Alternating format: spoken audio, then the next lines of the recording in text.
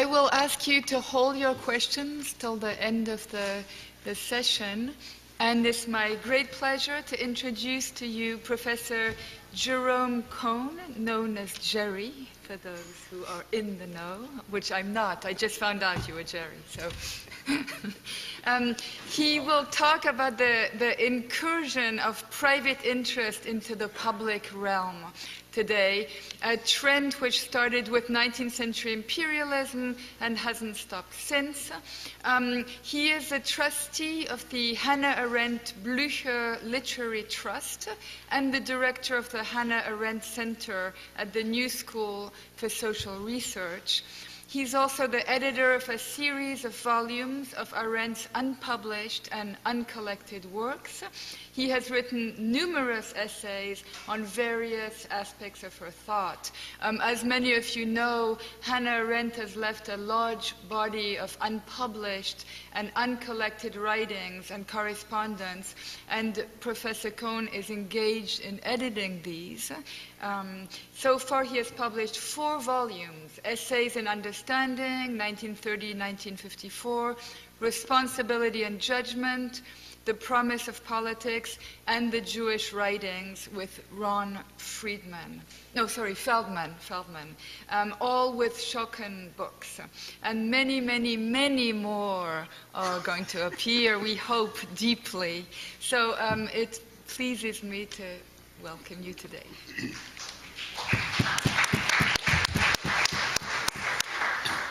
Thank you, Marina, and it's a pleasure to be here today. Oh, is this on? Is it? Can you hear? Oh, okay. I wanted to start by asking you really, if you know how in the moment between sleep and waking, one sometimes sees, not unconsciously as in a dream, but prior to the actual consciousness of thought, images of intense clarity.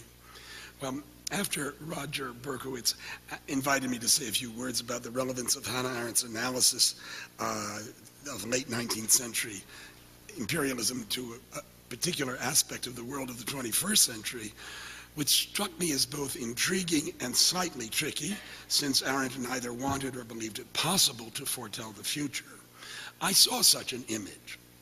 In it, Hannah Arendt and Karl Marx were together in heaven, and she, gazing down upon our current financial crisis, tugged him by the sleeve. "Look here, Marx," she said, "they did it all by themselves. No revolution required." And though that image was not produced by thinking about it steered me in the direction of talking today about the they who did it all by themselves, but from a historical point of view which draws heavily on Arendt. First of all, what Arendt means by imperialism, I think it's important to make this distinction. It's not colonialism or national aggrandizement or empire building in the Roman sense. What she means, she calls expansion for its own sake, and that entails a new mentality, a new way of looking at man in the world, really a new Weltanschauung.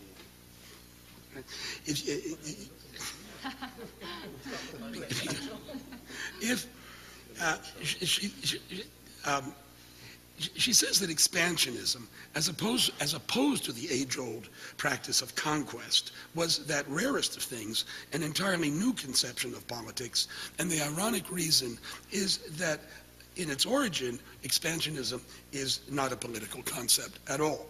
On the contrary, it arose in the 19th century from the ever-expanding export of capital to the non-capitalist world.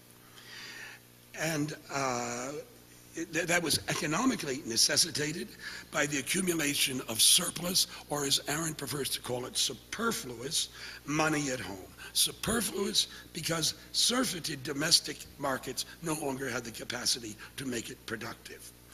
After the disastrous financial swindles of the 1860s and 70s, which were on a scale Bernie Madoff might admire, the need to protect their far-flung capital investments and the huge profits derived from interest on them, not only from unscrupulous swindlers, but also against different nations competing for the same markets inspired capitalists for the first time to insure their enterprises, that is, to back them up with political power. And it was then that nation states, Britain foremost among them, also for the first time, mistook expansion for its own sake, an economic principle, as their own aim and goal. Arendt finds the well-known saying that the British Empire was acquired in a fit of absent-mindedness unfortunately true, the result not of political intentions, but of automatic economic processes. Now, a lot more might be said. This is a very complicated process, this incursion of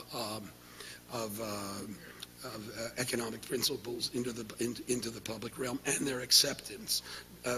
It's very complicated, and I won't try to go into that in detail, but this is the way Arendt sums it up. The significant fact about this revaluation, the revaluation of politics, that is, which began at the end of the 19th century and is still in effect, she was writing this in 1950, thereabouts, is that it began with the application of bourgeois convictions to foreign affairs and only slowly was extended to domestic politics.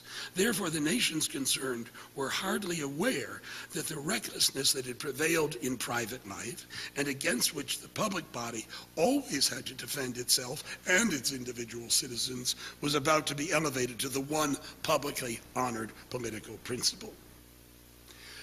Now, that said, I want to turn for just a moment to in 1967 there was a new edition of her book on imperialism, and for which she wrote a preface.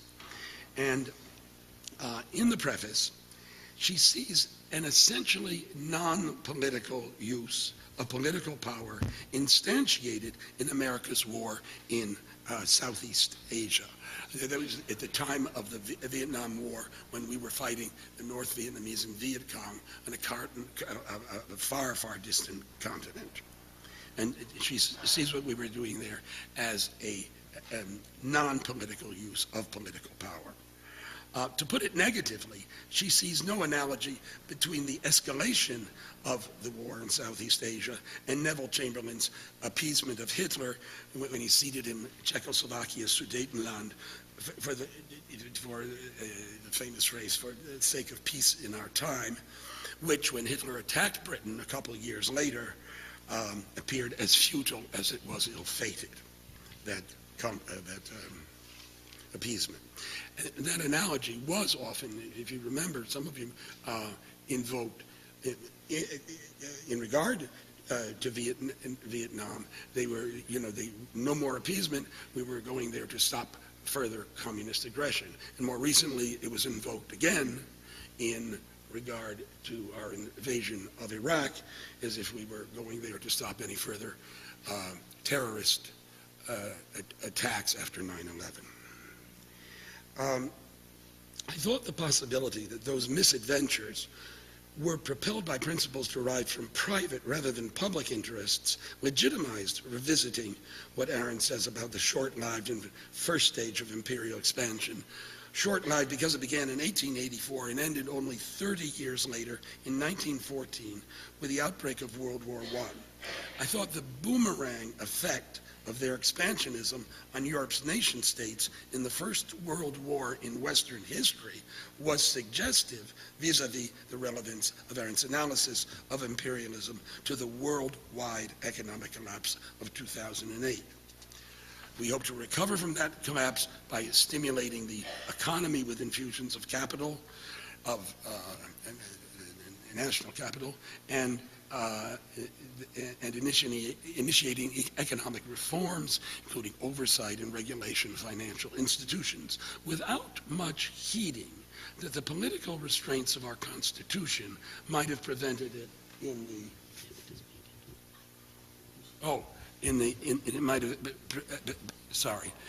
prevented it in the first place, as they also might have prevented Vietnam and Iraq. But I also thought we will do well in what I have to say now, to heed the last words of the 1967 preface, which are, no matter how much we may be capable of learning from the past, it will not enable us to know the future. No, okay. Power is among the oldest political concepts, indeed a conceptual pillar of all forms of government since Plato first defined them. But the question here concerns the power-thirsty individuals who desire the power of the state for their private benefit, rather than, as in the past, acknowledging public power as the common benefit of civil society in its entirety. In one of her most dramatic rereadings of political thinkers, Arendt finds both the origin and consequence of the encroachment of bourgeois values upon the public realm, and thus also 19th century imperialism in the 17th century philosopher Thomas Hobbes, the only great thinker, in her words, who ever attempted to derive public good from private interest. Hobbes claims that private interest, when properly understood, is public good, and therefore writes Leviathan, which describes a commonwealth not based in divine law, the law of nature, or the law of social contract, as in traditional pre- or post-Hobbesian definitions of commonwealths, but which starts and ends in the accumulation of power. It is important to remember that Leviathan was written in a period of public instability in Britain due to the civil wars fought over the distribution of power between Crown and Parliament, followed by the regicide and then by the dictatorship.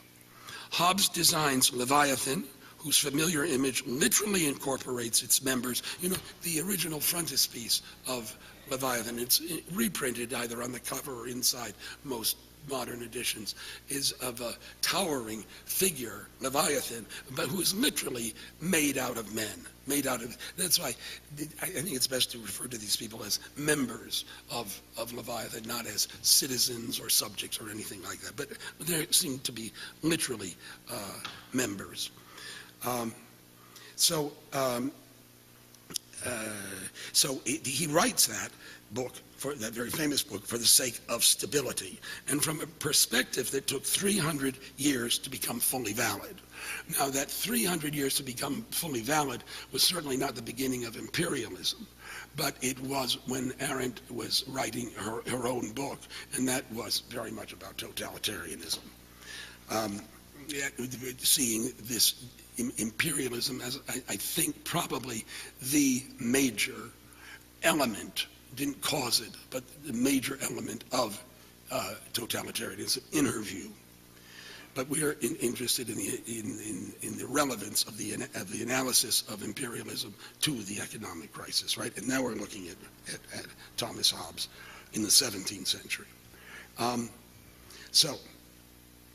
The bourgeoisie was only emerging in the 17th century as that class of society for which power is the accumulated control that permits the individual to fix prices and regulate supply and demand in such a way that they contribute to his own advantage. But the individual, being a minority of one, realizes that his private advantage depends on power acquired or accumulated from a majority. It follows from what Arendt calls the unequaled magnificence of Hobbes' logic that when every single man is driven by nothing but his own interest, then the thirst for power must be the fundamental passion of all men, and that therefore the answer to the question about power-thirsty individuals lies in the nature of man, that in which every human being shares equally. The equality of men to Hobbes, men and women, needless to say, to Hobbes is manifest in their equal ability to kill one another, whether by strength, duplicity, or conspiracy. Their consequent fear is the raison d'etre of Leviathan, a mortal god, in Hobbes' words, whose power overawes its members, thus providing them a life that is not solitary, poor, nasty, brutish, and short. Those famous words are usually read as describing life in the pre-political or post-political, or in any case, apolitical state of nature, but not by Arendt, On the contrary, she sees in them Hobbes' description of the lives of those who, in ruthless competition with each other, so crave the power of Leviathan that they willingly relinquish their political rights, whether as subjects of a monarchy or citizens of a republic. This Hobbesian man would not be capable, this man supposedly in the state of nature, capable of constituting a polity in which his opinion counts as much but no more than any other, which can only mean that Leviathan is not a polity, but so overwhelming a power that it admits no diversity of opinion. Leviathan is designed as the national security state par excellence, and hence, logically, is owed no loyalty by its members if it is defeated in war, just as those it imprisons for capital or lesser crimes are excused from every treachery against it. Leviathan weaves no bonds of fellowship, responsibility, or solidarity, the traditional sources of political power, between its members, because none of them has a right to justice under law, law being nothing but Leviathan says it is, without any consideration of justice. In short, Hobbes admits his commonwealth is a tyranny. He's happy to admit that. The classic perversion of polities, in which men retain the one right embedded in their fear of death, or non-success, as Arendt would have it, the natural right to defend themselves if, under any circumstances, the absolute power of Leviathan, which they jointly sustain for their security and profit, threatens them. So as it turns out, the stability of Leviathan is provisional, to say the least, and this is where Arendt's reading of Hobbes becomes really interesting. When power is considered a means to an end, such as safety or security or profit, it must constantly increase to guarantee the status quo, because insofar as it achieves its ends, power will atrophy if it has nothing left to overcome.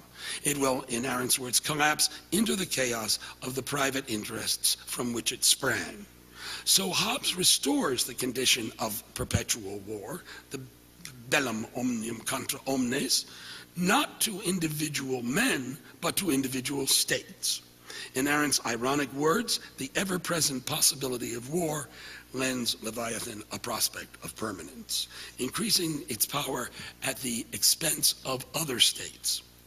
Similarly, when a free market economy, which theoretically rejects state intervention, requires, as it has recently, precisely that intervention, the bourgeois mentality becomes liberal. And in fact, in the late 19th century, it was liberals rather than conservatives who supported imperialism. That is what Hobbes foresees, but it's only half the story. If the power of Leviathan transcends political limits, it is no less true that the individual, in Hobbes' words, cannot assure the means to live well, which he hath at present, without the acquisition of more. But, and here's the rub, property is not unlimited. Not only is it finite in terms of the Earth's resources, but it also constantly diminishes through the use and consumption of those resources, as we know pretty well today. For that reason, property is redefined as wealth, the beginning rather than the result of acquisition. Wealth, as King Midas discovered when the apple he wanted to eat turned into gold, is not itself consumable. In a chilling metaphor, Arendt likens imperialists' lifeblood to gold, for as life begets life, so money begets money. Thus, there are two dynamic processes going on concurrently: a seemingly infinite increase of private wealth and a seemingly infinite increase of imperial power. But both are delusions, for mortality concludes the one and self-destruction the other.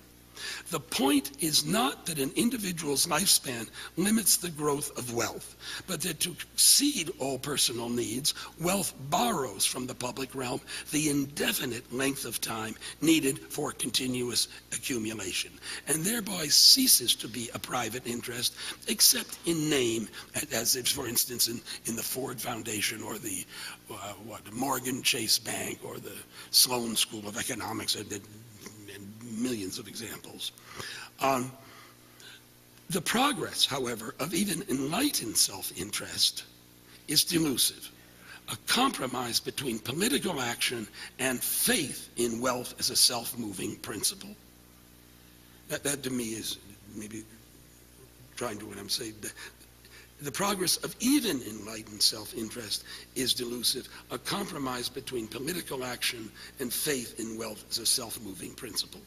Hobbes sees that an endless acquisition of wealth corresponds to an endless acquisition of power, the result of which, to Arendt, is the blind conformism of a bourgeois society, or whatever you want to call that society today, wherein men rob themselves of their ability to act together to alter events. Hobbes foresees the course of events leading to a final war, which provideth for every man by victory or death. But even if Leviathan were victorious and imperial expansion consummated in such a war, neither can exist without more material to devour.